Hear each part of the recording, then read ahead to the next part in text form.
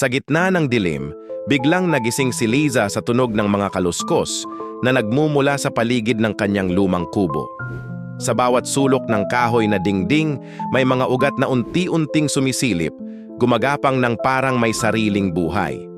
Lumapit siya, nanginginig ang kamay at nakita niyang ang mga ugat ay unti-unting sumisiksik sa pagitan ng mga tabla, dahan-dahang pumapasok sa loob. Habang lumalalim ang gabi, ang mga ugat ay gumapang ng mas mabilis, palapit ng palapit sa kanya.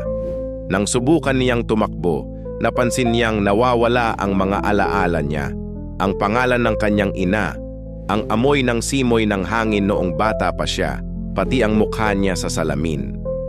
Sa bawat pulupot ng mga ugat, may piraso ng kanyang pagkatao ang unti-unting nilalason at kinukuha. Humiyaw siya ng malakas, ngunit tila nilulunod ng mga ugat ang kanyang tinig. Pinipigilan siyang humingi ng tulong.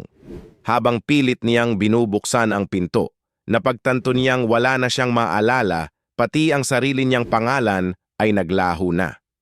Nang tuluyang lamunin ng mga ugat ang kanyang katawan, tumigil ang mga kaluskos. Sa katahimikan, natuyo ang mga ugat at bumalik sa dingding, nag-iiwan ng malamig at walang buhay na kubo. Sa labas, may bagong ugat na sumisilip, handang maghanap ng susunod na alaala na kanilang sasalatin at sisirain.